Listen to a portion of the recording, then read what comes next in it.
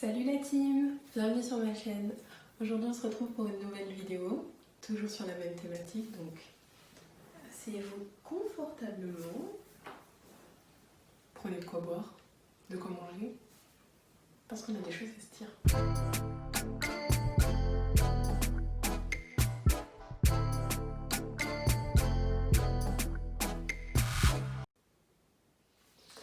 Alors aujourd'hui j'ai décidé de vous parler d'un sujet important. J'avais commencé à le tourner dans une précédente journée, mais j'ai pas eu le temps de finir. Donc on va continuer sur la thématique de la drague en voyage. À l'occasion de cette journée internationale pour l'élimination de la violence à l'égard des femmes, je vais donc vous livrer un épisode un petit peu spécial, où je vais parler effectivement toujours du fait d'être une femme noire en voyage, mais où je vais vraiment me concentrer sur ma condition de femme durant un de mes voyages, durant un voyage qui a marqué ma vie puisque c'était mon premier voyage en solitaire. Il s'agit de mon voyage à New York. Donc dans cet épisode, je vais parler de choses assez personnelles, mais comme disent certaines féministes, l'intime est politique lorsqu'on est une femme, et il me semble important d'aborder ces thématiques-là aujourd'hui avec vous. Ça peut plus durer.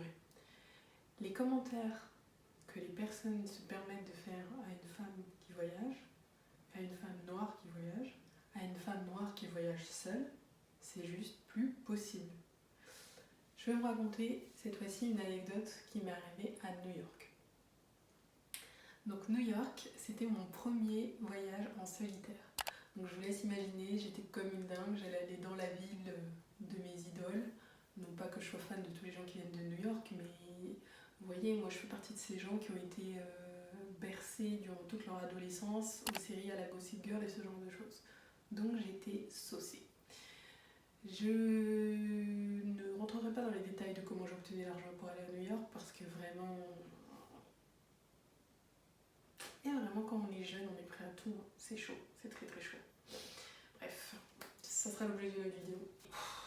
Les gars, vraiment, je peux pas tout raconter parce que globalement, voilà, ça s'est bien passé.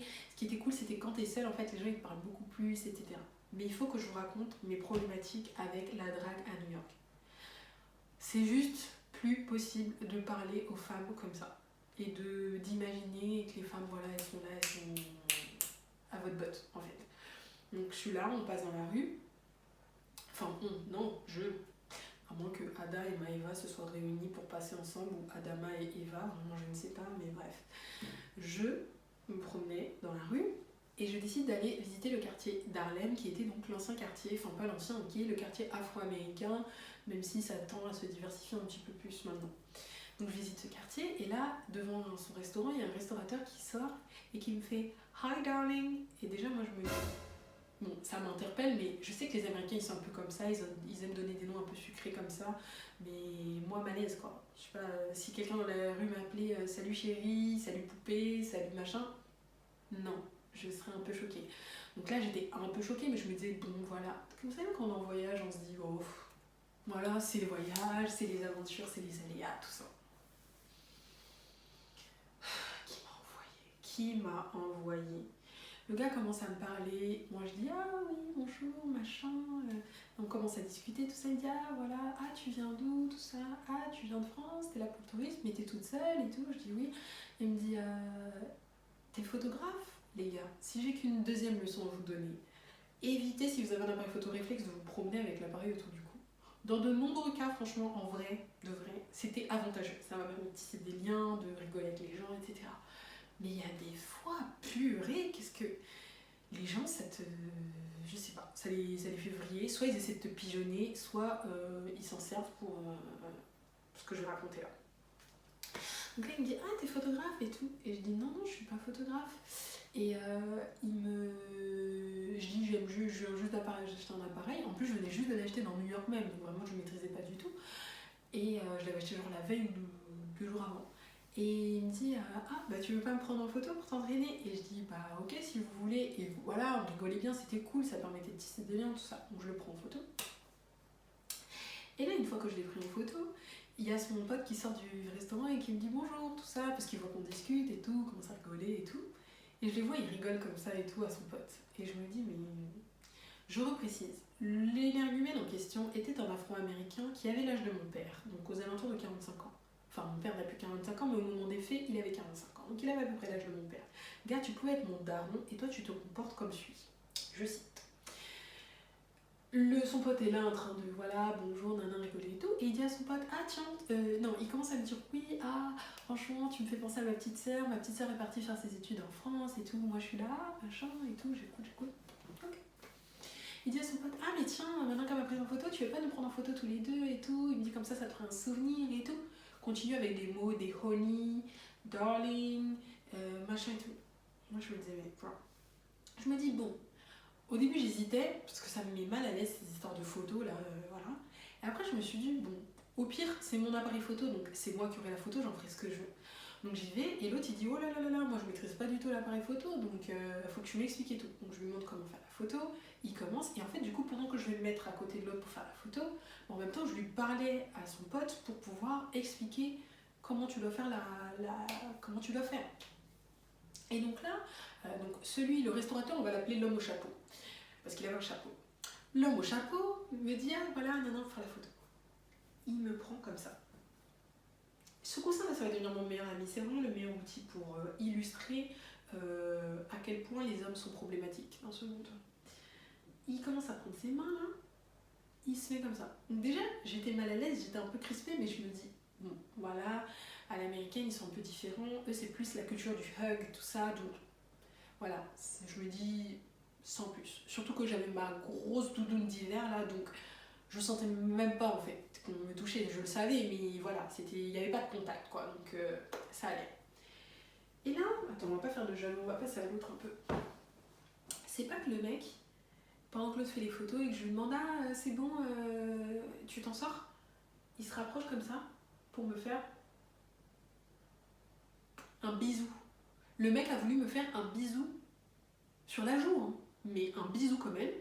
Je me suis dit, mais en fait, gars, tu t'es cru où? Tu t'es cru chez ta mère? Tu t'es cru où, en fait? Je sais pas moi, ta sœur, hein. Oui, tu me dis, ah, tu me fais penser à ma sœur, mais j'en ai rien à faire. Tu es un inconnu, d'où tu fais ça? Sachant que là, encore une fois, je me suis dit, mais attends, on est aux États-Unis. Les États-Unis, c'est la culture du hug, c'est pas la culture de la bise. Donc déjà, ils sont même pas la bise. Toi, tu veux faire un vrai bisou, poser tes lèvres. Et rien qu'en racontant, ça me dégoûte encore aujourd'hui. Je sens, parce que je me suis crispée sur moi-même, vous savez, quand vous vous éloignez, vous vous crispez. Je me suis éloignée comme ça, et encore aujourd'hui, je sens. Vous voyez, quand vous sentez quelqu'un qui se rapproche de vous, je sais pas comment vous expliquer, vous sentez une présence. Encore aujourd'hui, ce truc, vraiment, je suis hyper mal quand j'y repense. Et quand j'ai du coup eu les photos, a posteriori, donc le mec m'a laissé un papier avec son email pour que je lui envoie les photos, genre et tout. Le papier, je sais même pas ce que j'en ai fait, je pense que je l'ai jeté tout de suite après, parce qu'en fait, tout de suite après, j'étais hyper mal. Je me disais, mais purée, qu'est-ce que t'es con, t'as pas réagi, pourquoi t'as pas réagi, pourquoi t'as rien dit, pourquoi t'as rien fait, etc. Alors que, en soi, j'étais en train de m'auto-flageller, alors qu'en fait, j'avais fait quelque chose. Je me suis, tout mon corps entier, mes poils se sont hérissés, mon corps s'est crispé, je me suis mise en retrait, mais faut se rappeler que son autre main était là, donc moi j'avais beau m'éloigner, bah tu peux pas t'éloigner totalement. Et entre temps, j'étais aussi ailleurs parce que j'étais aussi en train d'expliquer à la personne comment faire les photos. Donc lui, entre guillemets, a un peu profité de ce moment où bah, je suis en train de parler, je suis pas dans le truc pour faire ce qu'il avait envie de faire quoi. Et j'étais hyper mal à l'aise. L'outrage sexiste consiste à imposer à une personne un propos ou un comportement à connotation sexuelle ou sexiste qui porte atteinte à sa dignité ou l'expose à une situation pénible. L'outrage est une infraction qui peut être punie d'une amende pouvant aller jusqu'à 750 € en France. Je me suis dit, mais c'est pas possible d'être autant sans gêne. Comment tu peux faire des choses comme ça alors que tu sais pertinemment. Toi t'aurais aimé que quelqu'un fasse ça à ta soeur, là, ta fameuse soeur dont tu es en train de me parler, si elle existe? Non, je pense pas. Je pense pas que t'aurais apprécié. Bref, donc a posteriori, ce qui s'est passé, c'est que cette photo, bah, je l'ai eue pendant longtemps, et en fait, pendant très longtemps, j'ai pas osé ouvrir et trier mes photos de New York parce que j'avais peur de retomber sur cette photo. Parce qu'à chaque fois que je pensais à ce moment, à cette photo, bah, en fait, mon corps entier se crispait. Je me sentais sale, en fait. Je me sentais horrible.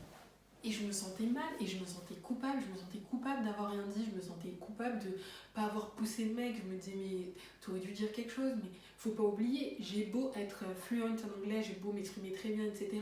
T'es dans une autre langue, t'es déjà en train de parler à une autre personne en anglais, tu es dans un autre cadre, je sais pas comment t'expliquer, mais et tout ça, tout ce que je raconte là, parce que là je vous le raconte dans le détail, je prends le temps, mais ça s'est passé dans l'espace de, ça a duré 2,5 secondes. Le temps que l'information te monte au cerveau, que tu arrêtes de parler en anglais à l'autre, que tu machin, Donc, en premier lieu, les mecs, arrêtez de faire ce genre de trucs, arrêtez d'avoir ce genre de comportement problématique, arrêtez de faire ces choses que vous n'aimeriez pas qu'on vous fasse si vous-même vous étiez dans ce genre de situation, si vous-même vous faisiez partie du sexe où on se dit, oui, leurs corps sont à notre disposition. J'ai commencé à tourner une première partie de vidéo sur ça, sur les anecdotes de la drague lourde en voyage. Des affaires d'abus sexuels, d'attouchement, drame conjugal, les frotteurs, gestes déplacés, affaires de pédophilie.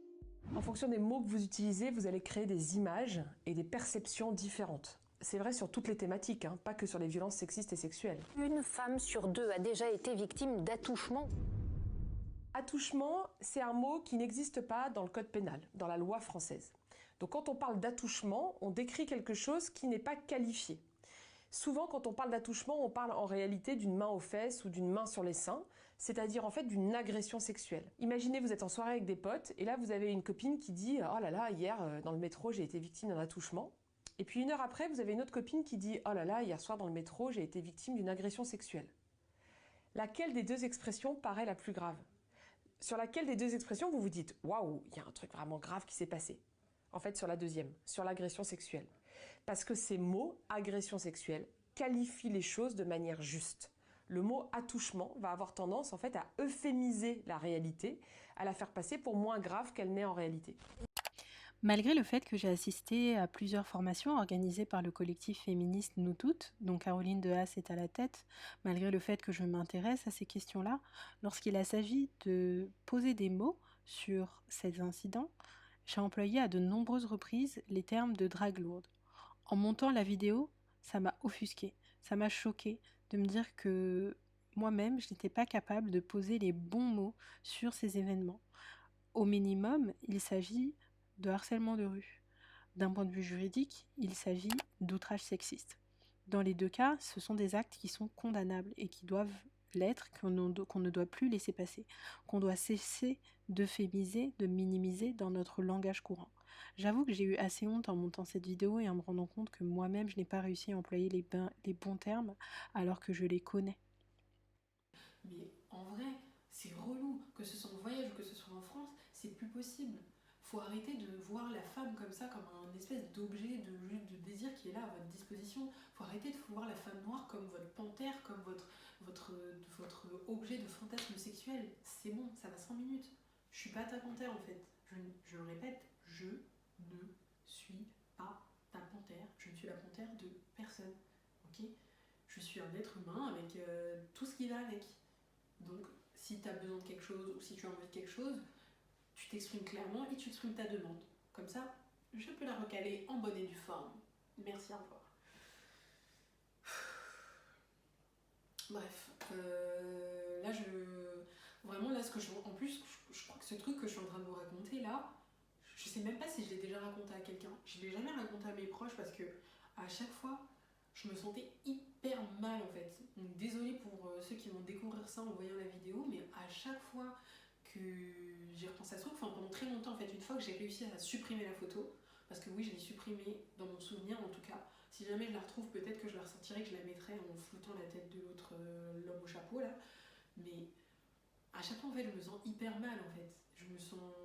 Ouais, en fait, tu te sens coupable de ne pas avoir su réagir. Et ça, c'est valable avec ce genre de micro-agression sexiste, mais c'est aussi valable avec les micro-agressions racistes. Souvent, en fait, la chose se produit, je suis sidérée, j'ose pas réagir, ou j'arrive pas à réagir sur le coup, et après je m'en veux, et je ressasse, et je cogite, et je cogite, et je cogite. Et vous vous rendez pas compte de la charge mentale que c'est de toujours devoir se dire qu'il faut faire attention, de toujours devoir se dire il faut que je fasse ci, il faut que je fasse ça, il faut pas que je me comporte comme ci, il faut pas que je me comporte comme ça, parce que sinon telle personne pourrait s'imaginer que... Non, c'est bon, en fait, on a juste envie de vivre normalement, de vivre notre vie. Moi, j'ai envie de me balader dans New York, j'ai envie de pouvoir parler avec des gens sans qu'ils me voient comme un bout de viande, quoi, sans qu'ils me voient comme un bout de chair. C'est bon, ça va 5 minutes, on en a marre, en fait. On en a marre.